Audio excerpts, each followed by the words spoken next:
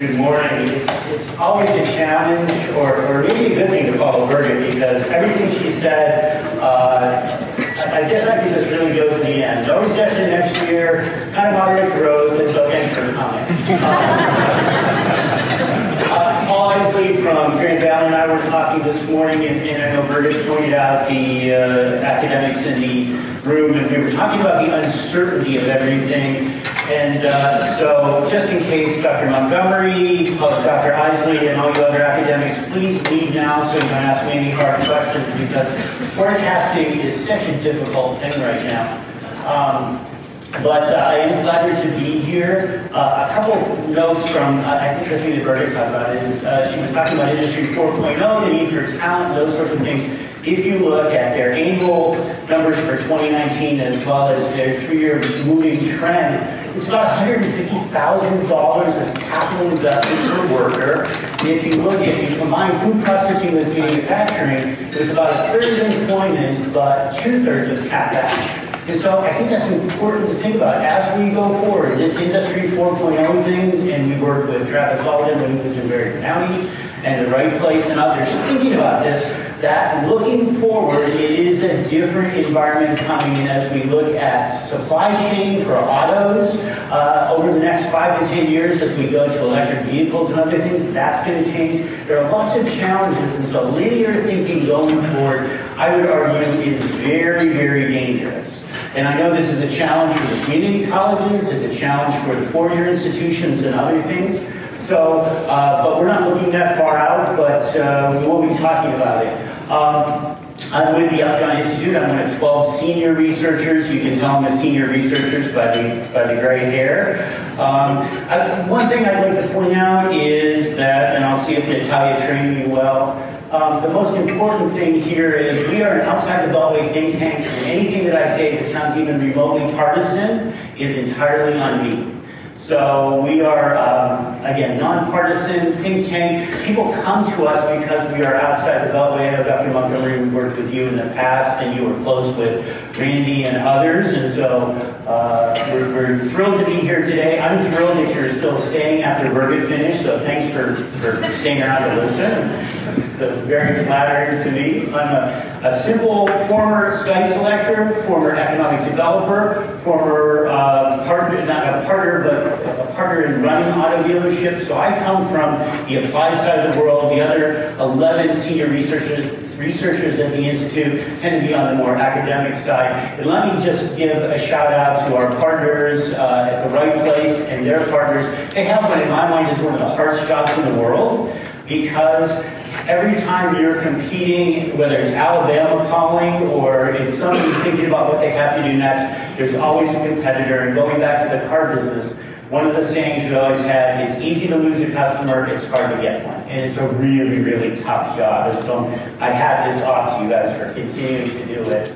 So we'll just talk about the national economy, the state economy, the regional economy, and then give you kind of how we did last year and what we're thinking for this coming year. I'll try and get through this quickly. As I mentioned, I used to be in the auto business, so I'm a fast-talking used car salesman academic. And I want to sell you a car today. So this is not from the expansion. This is from the last peak. So what we see is we look at these numbers, and again, this is the same thing I showed you last year, except we're now out 125 months since the last peak, from the last peak through the trough. This is unprecedented in modern history, and all you economists, maybe you can tell me what modern history means. I'm still not sure of that, but it is something we say regularly. But in modern history, this is the longest one. One thing that makes this a little bit different than prior ones was the length of the recession that we had to recover from, which was the prior longest recovery was 120 months.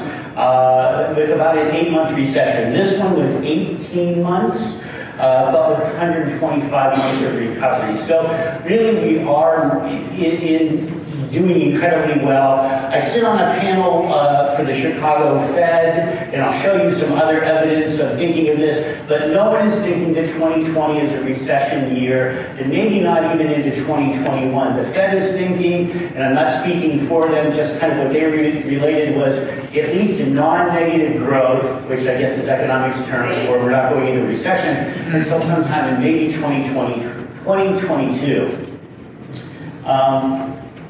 One thing I like to decouple, and my academic colleagues, and so again, no hard questions from the economists in the room, I like to decouple what's going on in the market from what the fundamentals of the economy. If you look, that bottom gray line is the unemployment rate for the US through 2019. So there is this thing called the natural rate of unemployment. It's the closest thing that the Feds use to talk about full employment. You'll never hear them speak about it. It's formulaically driven and is a moving target. So there is no, it's not 5%, it's not 4.5%, but arguably, if you look at Fred, the data source for the St. Louis Fed, it's probably about 4.5% unemployment is the natural rate of unemployment. Below that is sort of a good definition for full. That's ranged between 4.1 and 4.7% recently. But if you look across the US, it's sub 4. And it's sub 4, as Birgit said, in this region. And so arguably we're at full employment. So while we're at full employment, relatively stable labor force participation rates and other things, we've seen extreme volatility in the market as different events have happened there. And so for my mind, it's important to take the market out of the fundamentals of the economy when you think about a recession coming. And I think that's on everybody's mind because if we go to the last slide, we're 125 months into a recovery. And everybody, if you go to these meetings, everybody will say, it's time for a recession. Well, that's not the case necessarily. When we look at the long run growth within the economy, each of these bars is the quarterly annualized growth in GDP. We see, for the most part, a few months back in 2015, 2016, where we saw some subpar growth. But that line across is the long-run trend for GDP growth in the U.S., which is about 2%. We can argue it's a little bit above or below. These lighter blue bars are from the survey of professional forecasters from the Philadelphia Fed. I know a couple of those folks. It's about a 39 or 40 panel group of regularly surveyed groups and individuals of economists. And so really looking out over the next 4 quarters, they're looking at about 2% growth, fairly reasonable. What's different, and so here's these bars are the annualized numbers, and so really we've been looking at 3% growth probably this year, something like 2.1 for 2019. Slower, and really the argument is maybe we're returning more to trend than we really are into anything negative. So, you know, trend is about 2%. Are we at 2% or about there? It seems like we are. The thing that's really different in this recovery is the lack of employment gains that we saw in earlier recoveries. And when we look at this, the forecasters, at least from the Philadelphia Fed forecast, are really looking at relatively slow growth. But there's a couple reasons for that. As Birgit was talking about, we've got skills gaps with those folks who aren't in the workforce.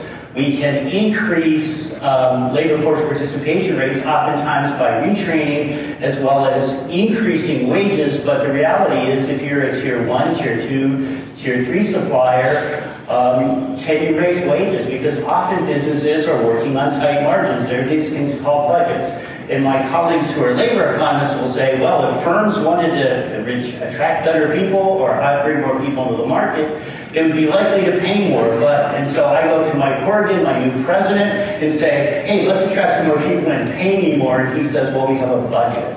And so, in fact, firms are rate limited by what they can do. It's not that you can raise wages simply because you want to.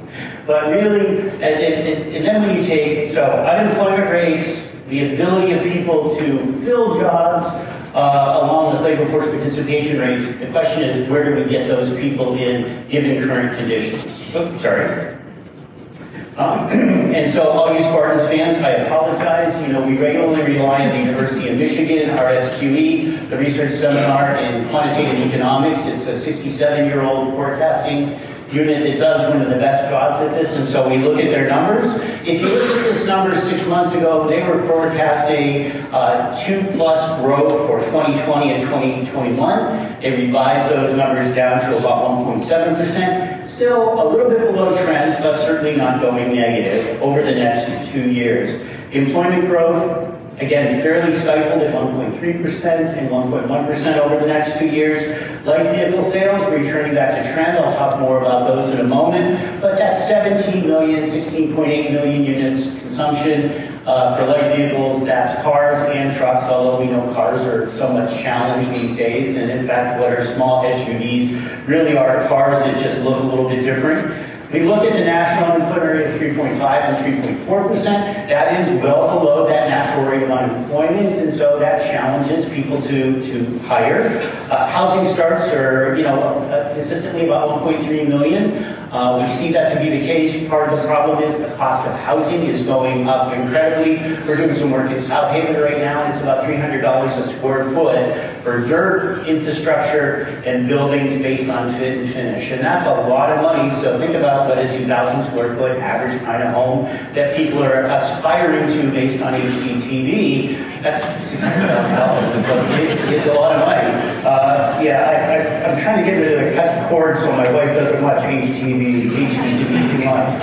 But the other great limiting factor in housing starts is when you get people to build them. Who do you get to pound nails? Who do you get to plumb? I had to beg my plumber to come over to take care of a sump pump the other day. He said, we're so busy, but if I hire somebody, I have to train them, and then I have to worry about feeding their family, and on and on. So small business challenges to hiring, even though there's huge demand. And we do watch CPI inflation, RSQE suggesting 1.7, and then 2.0. The reason that's important is that's one of the triggers that the Feds like to use when they think about changing interest rates. I think when we talked last year this time, we were forecasting interest rates to go up. They went up, and they went back down. And kind of citing the Wall Street Journal the other day, they're talking about, well, now what cover does the Fed have if we do go into a recession? What can they really do about that? And I think that's a challenge. And so kind of going back to that earlier thing, I'm looking at the fundamentals saying there's no reason to lower interest rates, yet people are looking at the markets, and it's priced into the market and those sorts of things. So while the market does affect the economy, sometimes, at least in my limited ability to think about these things, it doesn't make sense. What we are expecting, or what often economists are talking about, is if the next recession comes, will it be consumer-led? Consumers are about 2/3 of the economy, and the question is, right now, consumer confidence is at an all-time high.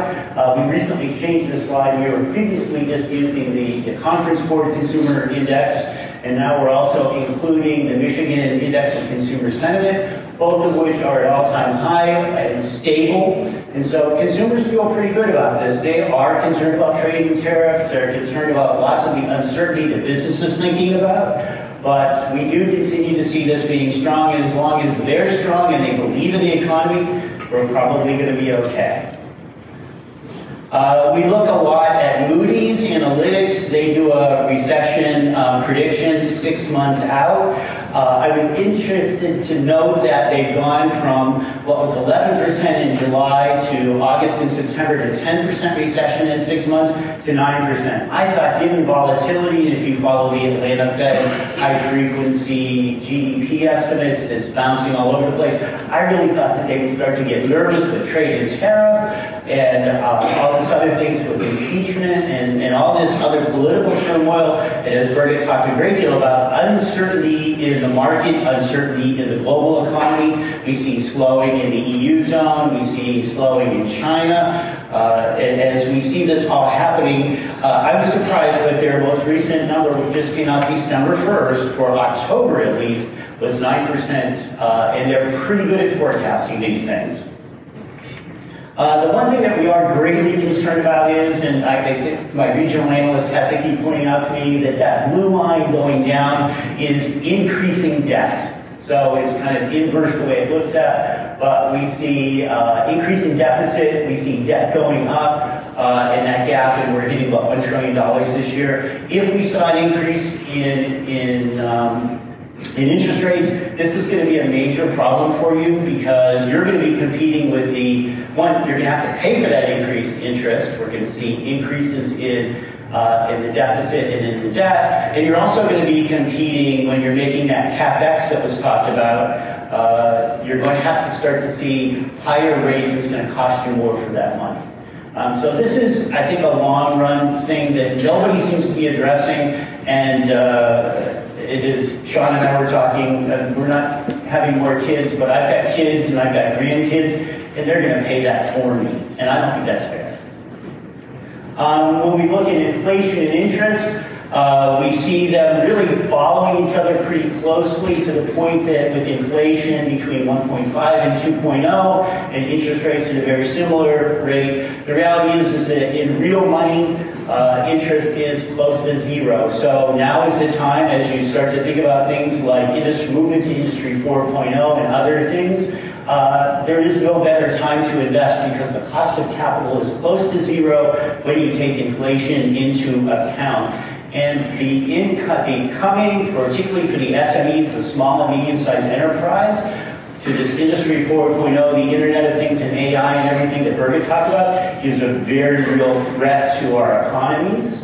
Across West Michigan, across Michigan, and across the U.S. is the succession thing and other things. And so the need to make capital investments, the need to invest in talent is hugely important to the long-run success of this region.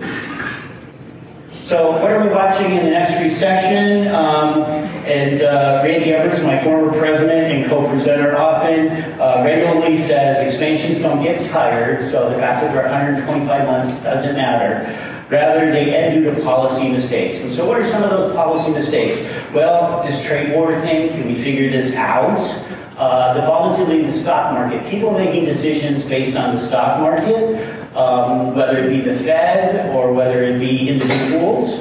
Low interest rates can be a problem because, one, people with fixed income accounts and other things aren't getting money, but if the interest rates spike back up or go too far down, will we become Europe? Will we go to negative interest rates? Will we have to pay people to hold our money rather than them paying us to hold our money? And I'll ask my banker friends, what do you all think about that? Again, I mentioned federal debts and deficits, tax cuts, or the lack of tax cuts, not reinstating them. These elections, and this really goes to this last one, is going back to Birgit's point on uncertainty in markets. This election cycle yields tremendous uncertainty. What's going to happen to the tax cuts when we put money into companies and into people's pockets? Will that change? But at the same time, we have to think about this debt issue. And the $1 trillion that we owe, and how we pay that back, and can we pay that back? And so all of this puts into play uncertainty about what's going on, and is there enough uncertainty that the consumers lose confidence, do businesses lose confidence, and those sorts of things. So what's going on in Michigan? Michigan had a great year. Not surprisingly, the size of the bubble is the size of the employment in that industry. Not surprisingly, retail's had some issues. Healthcare has had a bit of an issue, and I was talking with the president of the Spectrum this morning. We look at across the country, many rural places, and you were talking about rural, you can't get healthcare. You can get maybe some primary care, but you can't have a baby, you can't have surgery, and those sorts of things. And I won't mention the name of the station in case they're not here today, but I regularly watch a Grand Rapids station for my news and weather. And, they're always talking about a lot of contraction, particularly in rural places, and we've started to feel that across the country. Retail, not surprising, unless retail finds a value channel that gets them to a point where you're willing to walk in the door. I don't know if you follow Grey Goose, they're a clothing chain out of Canada. They have stores that have no product in it. You go in and you test it for cold weather, and but it's the experience. So retail is now an experience. I guess the purchases then are online. But retail has, without a value chain, very specific issues. Manufacturing continues to grow, in fact, outpaces, and it's just amazing how it's doing here. And really all of them, and the other one that I think is really important to look at is this professional and business services. I'm not real happy with the way they categorize these, but these are the professional, scientific, and technical jobs. They're the knowledge economy jobs that require those 4-year degrees from Western and Grand Valley and other places. And so those really are important that we do that, but it's also really important when we think about this movement to Industry 4.0, when we move to this Industry 4.0, that many of these folks will be using what are called middle skill workers, which have not, it doesn't mean they're smarter, but they have to be, it doesn't mean they have to have higher IQs, but they have to be smarter in what they do. They have to be able to embrace technology for multi-factor productivity, and a lot of that is going to happen there. So how we train not only 4-year degree workers, but those folks with CTE and college degrees and apprenticeships, community college degrees and apprenticeships are incredibly important as we go forward.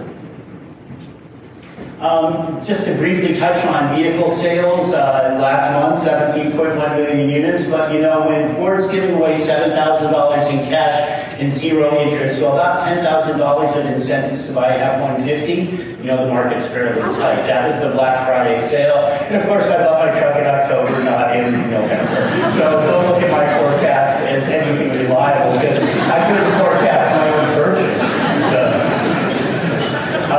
All that said, really, we're looking at kind of pre-recession, about 16.8 million was the average trend. Since the recession, 16.9.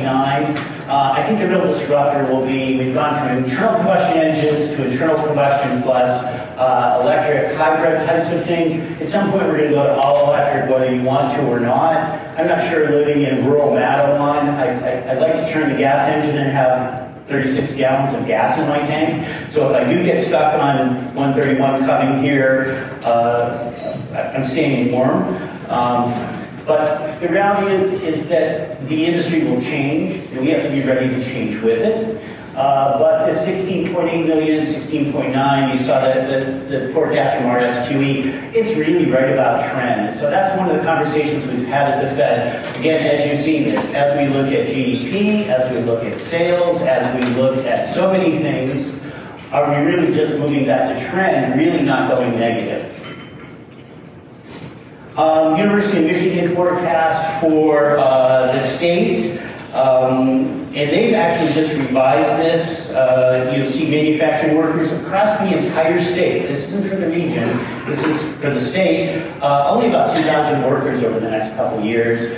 Really a 0.32% growth in manufacturing employment. Much of it, I would argue, is because of productivity that comes about from things that we're talking about, moving from Industry 2.0 to 3.0 to 4.0, and what comes with that, and the type of worker we're going to need. And the reality is if we can't get workers, then automation and AI necessarily have to come into play as output increases or demand is met. Unemployment rate for Michigan, sub 4. Again, if you think about the national rate of unemployment, it really is below that, and that puts pressure on all you employers to find workers, retain workers, pay workers, and those sorts of things.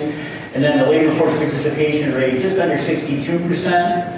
Right now, the average for the U.S. is about 63, and that moves between 62.7 and 63, but we're just about a point below there. But some of that is, as we talked about earlier, the aging nature of Michigan and the demographics that you've heard, that it is a challenge, and there are many places in West Michigan that there's a significant senior population, and I count myself among them.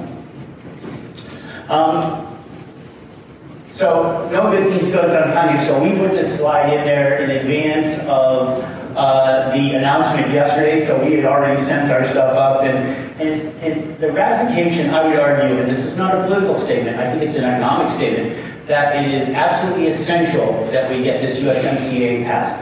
As Birgit noted, like I said, I always love following you because you give me so many things to talk about. But introducing certainty in this is so important.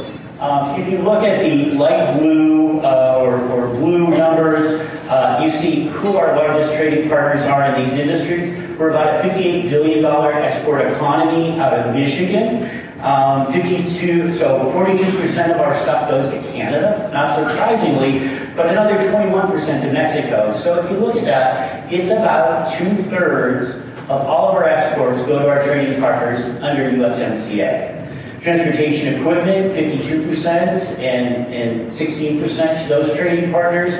Interestingly, chemicals go to the EU, so bilateral trade agreements with trading blocks between the US and the EU, depending on how this Brexit thing works out. It's interesting, but literally a quarter of our commodity chemicals are exported to the EU.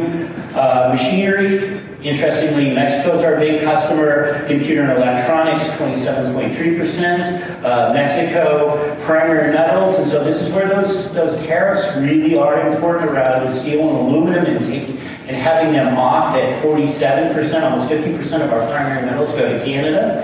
And then our fabricated metals, those are the metal vendors, about 40% go to Mexico. And so really when you look at that transportation equipment is really stuff in that NAICS code of OEMs and auto parts and that sort of thing. But all those other ones are probably highly related. They're parts suppliers also, but they just happen to be in a designated different industry, like different types of metals and plastics and electronics and those sorts of things.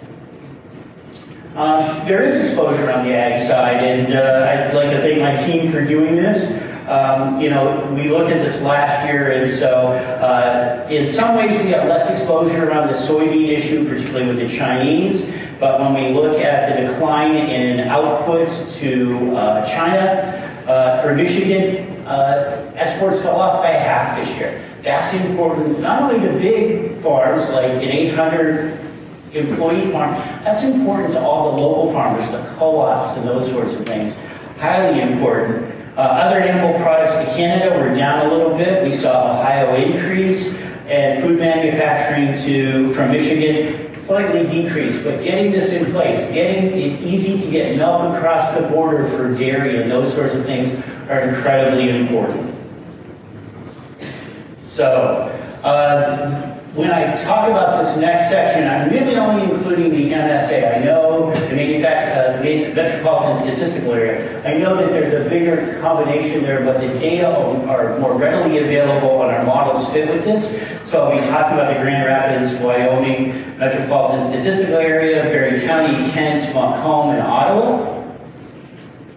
So the unemployment rate across the region is, and this is a moving target, I know we were talking about 3.0 or 3.1. Currently, there are just under 18,000 people looking for work, and so all you employers are saying, send them in. The problem is we've got often a skills mismatch. We have people out of the market for quite some time, and so it's a bit of a challenge, but at 3.0, you're well below what would be considered the natural rate of unemployment. Unemployment rates are between 2.3%, which is just so tight that that's just kind of frictional unemployment, to 4.7%, which creates some opportunity, but it tends to be in more rural places. So again, the MSA is clearly at full employment. Michigan's rate for October 2019 was 4.1%. So your labor market here is much, much tighter than the state of Michigan. So that creates challenges. It's good in many ways for the economy, for the supply chains, and for the households who are working in restaurants and other places and providing goods and services, but it also creates a challenge. Labor force participation is a little bit more varied. Montcalm struggles, but the rest of the MSA is doing well, as noted earlier. Very high rates of labor force participation, particularly compared to Michigan at about 62%. Housing values continue to rise, but what we've seen both regionally and nationally is a deceleration from about 6% a year ago to about 2%, but we continue to see housing values appreciate. Part of the problem in the housing market across West Michigan, as well as the industrial market, is there just isn't a lot of supply out there, and so it's hard to sell something you don't have. When we look at Grand Rapids, it continues to outpace the state and nation in total employment. This is non-farm employment. You've grown, you fell into the recession along with everybody else, and that's particularly important because Michigan prior to that had a single state recession leading into the recession, because we had experienced some really job loss in the period 2000 to 2006. But really fell in there, but has really recovered better than the state and the nation, and hats off to everybody that's part of that. When we look at manufacturing employment, again, you know you're hitting it out of the park on that. And I still believe you've got to make things. I'm still a huge advocate for that. If you're not making things, then you don't need knowledge economy jobs. You know, people designing things and engineering things. And then you don't need households to fill things, to again, be the 7-Eleven and Macy's and dry cleaners and those sorts of things. So this is really, really important. I think this still drives the economy. The multipliers, those additional jobs for each job that you attract or retain, are much higher in manufacturing because there are other people making goods for those. It's different than in knowledge and service types of jobs. That said, I don't want to diminish in any way private services. So these are both services that serve businesses and services that serve people. So population serving, significant growth. Although there has been some trending off a little bit in that area, I think as we continue to see tight labor markets, I think some of that will change. And you'll see that in our forecast. And this is, I think, really telling, and hopefully you can see it in the back of the room. I always hate when speakers say that. I hope you can see this in the back of the room. It wasn't that we didn't plan for this, but if you look at this, the light red is the number of people working, and the small red, the darker red, is the number of people looking for work. And so that's the unemployed. And so if you look at that, we've seen growth in the economy in total numbers of jobs, and we've seen a decline in the number, and by that, by total jobs, I mean by labor force. But what we see here is also a declining number of people who are looking for work. And so while the economy has grown here, at least the labor force has grown, that section of people who aren't finding jobs has also decreased. Hats off to the region. The national PMI, the Purchasing Managers Index, has recently trended somewhat downward. It's been about 4 months that's below 50, and below 50 suggests some contraction. And at some point, those numbers will be strong enough that it becomes a concern. When we look at the local one, and thanks to the folks that put this together, they're probably in the room, we see this rapid decline in the Purchasers Managers Index in the last month, but that may have had something to do with GM.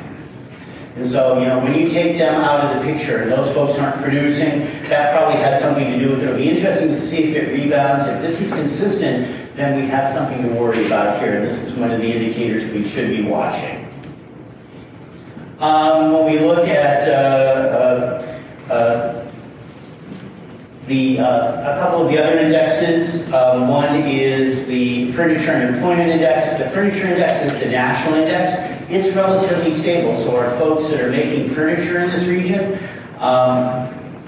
Mike's stuff is pretty good on this, and so it's pretty flat. And then when we look at the blue line, which is the Employment Index, we see that it's been going up. And so indicators are good. Furniture across the country that is stable, but we see growth in employment in the region.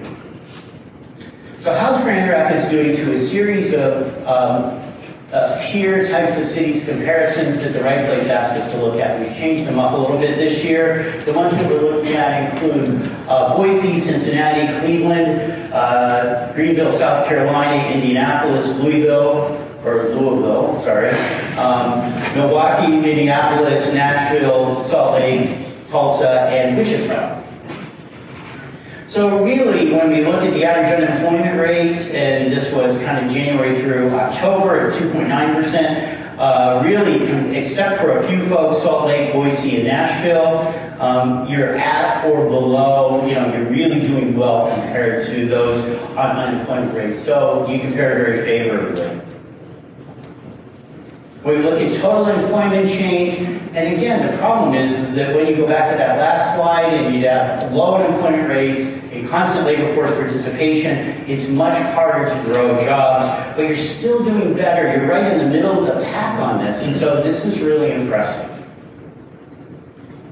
When we look at manufacturing employment change, some places are able to do a little bit better, but again, you're certainly doing better than Greenville, Nashville, and Cleveland. and really a lot of other places. And so Grand Rapids is doing well and at or above the average. And the dilemma always is when you only use one decimal to the right, you get Robey. Why are those bars different, yet they both say 1.3? Well, that's kind of in the details.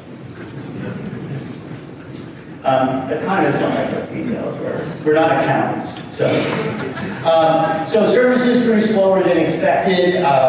You'll see that in our forecast on how we did. The comparison average for services was about 1.3. This region was about 0.7, and so, but not different from other places like Indianapolis and Louisville and Wichita. Really pretty close. And so I'm surprised at this, but our forecast suggests that 2020 will be a better year.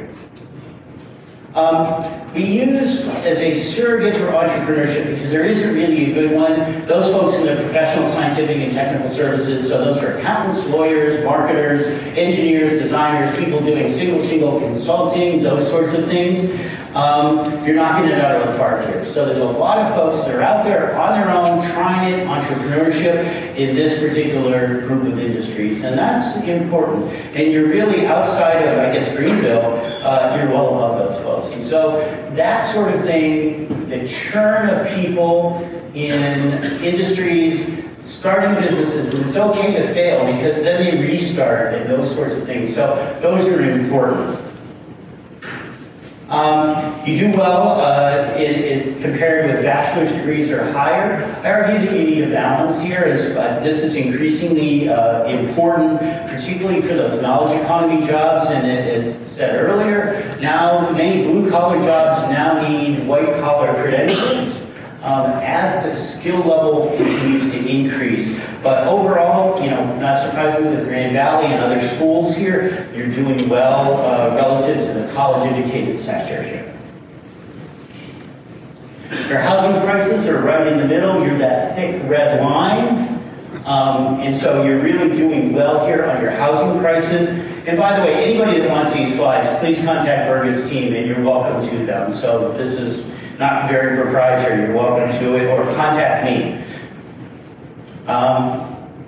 So how did we do last year? So I was teleworking. That's our new thing at the Upjohn Institute, teleworking. I guess I got to work from home yesterday. And I got a call from the editor saying, you know, there's nothing in the right bars. And I said, that's intentional because we were right on. We were great last year. We were at 1%, we predicted 1% change in employment, and we were right there. So thanks for coming. Of course, the devil is in the details, and as an economist, I don't like details, but I have to share them with you anyhow. We were really wrong. So we got good producing. We've grown about 0.4%. You guys grew employment at 1.8%. Hats off. Great work. You guys continue to make us look bad, but we're glad for that. It's better that we look bad because we're wrong, because growth is better. We thought service providing would grow at 1.3%, and as we just talked about, it hasn't grown. It's kind of leveled off at 0.4%. Governments grew at 2.5%. I won't comment on that. Then we thought it'd be about 0.8. So if you just look at the left column, you can think about how great we did if you look at the other stuff. Hopefully we'll do better this year. When we look at GRP, here we were not real far off. We thought it'd be about 2.7%. And this is where we use our REMI model, which is Regional Economic Models Incorporated. It's an econometric forecasting model that we have, that we use, and this is our best source, although for GDP in the region. Although it's interesting to note that the feds are now coming out with an ability to report GDP for each county, and so in the future we'll have better estimates of that. So this is from our model, which actually was just built by REMI, and they are the oldest forecasting unit of this type. It really just came out about 3 weeks ago, so these are probably the best data we have. we were just wrong across the board. We weren't real far off, but goods producing GDP, we estimate came in at about 1.3% growth. We were expecting 2.4, so there were some productivity differences there that we might be thinking about. Service producing, we were off about 0.5%, 2.4 was the current estimate, and then 2.9 overall. And then government, even though we had big employment growth, and I have to admit, I don't fully understand how government contributes to GDP, so all you economists, if we can meet later, it's just, I understand when we make something, it creates value added, and we provide a service that provides value added. Government continues to confound me, but we were about 0.3% off. So what's our view for 20 and 21?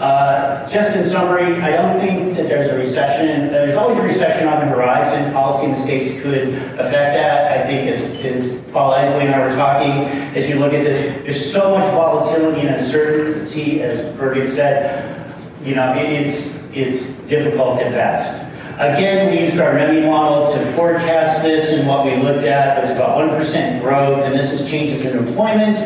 And by the way, we do, and hats off to Dave Riley and the rest of the team, they bring together, and Therese, they bring together a group of people from across the cross-section of the business and community. I know West Michigan Works is there and others, and we vet these numbers against them. So if you're going to throw things, I didn't bring bags for the tomatoes or anything, but I'll get them up and you can throw at them at us. So these are, we asked them for help with these estimates.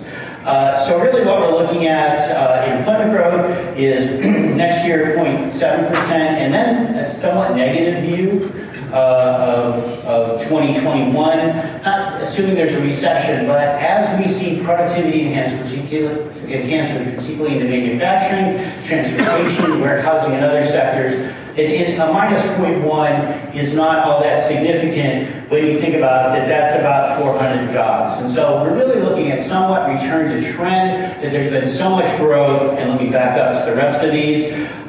So we were thinking goods producing grew at about 1.8% this year. We're really looking at a small decline next year. And part of the thing that we talked about is the messaging is that the economy can grow while employment declines. And so that's kind of a new concept. And economic development has always been about jobs. My argument is that maybe economic development needs to be about jobs and capital investment.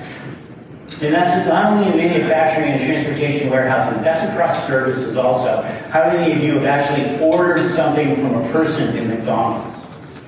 Right? You go in and they have kiosks there and Wendy's and those sorts of things. So I want to be clear on this message that there's different ways the economy can grow and contract. On the services side, we saw small growth this year. We're looking at larger growth next year and some the year after. Government grew this year. We're looking at relatively stable government. Not sure how you pay for more government, and that actually is increasingly challenging. But when we look at those employment changes, we're looking at about 5,500 jobs this year. We're estimating about 4,100 jobs for next year. And then, again, a small decline after that. Manufacturing is not inconsistent. If we vetted these numbers, a small decline in manufacturing employment this year and next year, and we vetted this against corporate real estate people, manufacturers, the workforce investment people, and others, and it seemed to feel right about this as we return to this normal trend. And as we see productivity enhancement and moving from industry 2.0 to 3.0 to 4.0. I really think service providing is a great opportunity. Grand Rapids is, I have to admit, let me just be honest, I'm a transplant here, and when I came here, I really underestimated the quality of Grand Rapids. I thought, oh, it's just another small West Michigan town. It's totally wrong. And so, as it is, Beer City, among other things, it's a great place, and we come up here a lot, that we think that there'll be some significant growth in service providing industries this year. And government, again, without any personal statement in this, being sort of neutral over the next 2 years. Grand Rapids forecast and how it compares, at least from our perspective, to the national, and this is where, again, where we use the Robey model. And so, as a bit of history, the folks at RSQE, University of Michigan, their forecasts underlie the Robey model. And so they established a national forecast, then a baseline for the region and for the states. And so really your kind of growth is right sandwiched in between a little bit lower growth in the state and a little bit higher growth for the U.S. Again, goods producing, the model is forecasting negative growth, and I love that economics term. Negative growth for the U.S., but less than negative growth for the region. But this region will not lose as much employment, at least in our forecast, as the state.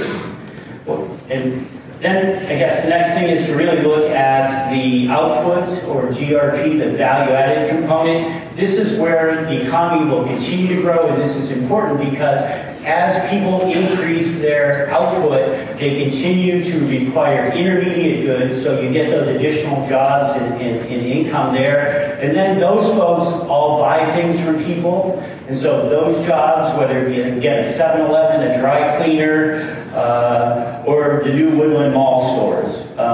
So we thought about 2% this year, 1.8% next year, 1.4% overall the year after. Goods producing will grow at about 1.3% this year, about 1.1% the next 2 years.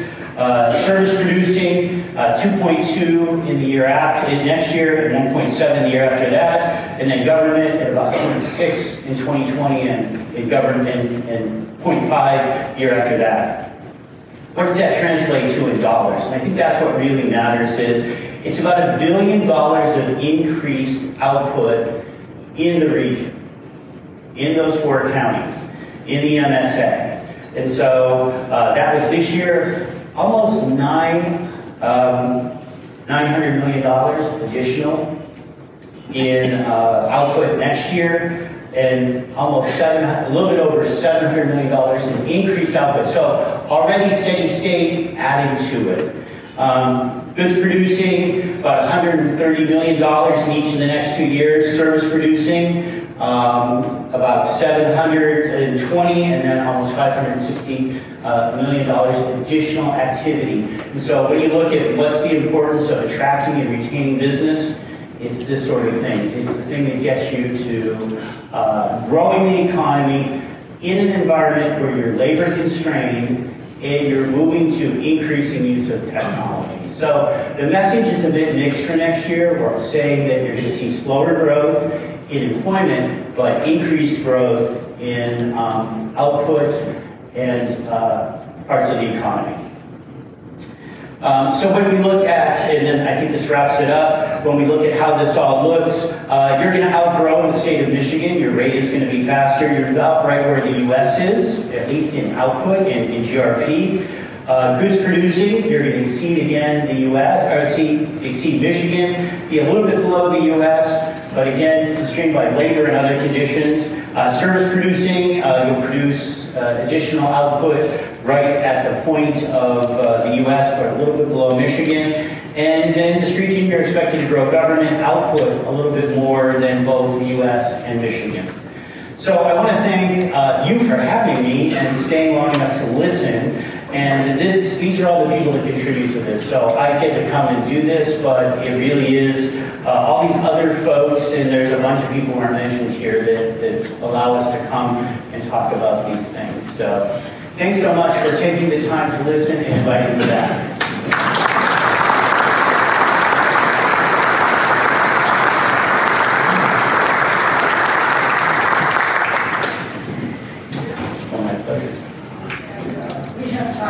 Q&A, and so I think we have folks with microphones, and so questions for Jim or me? Right there, Beth. So for many years, we've been thought to be a really good deal with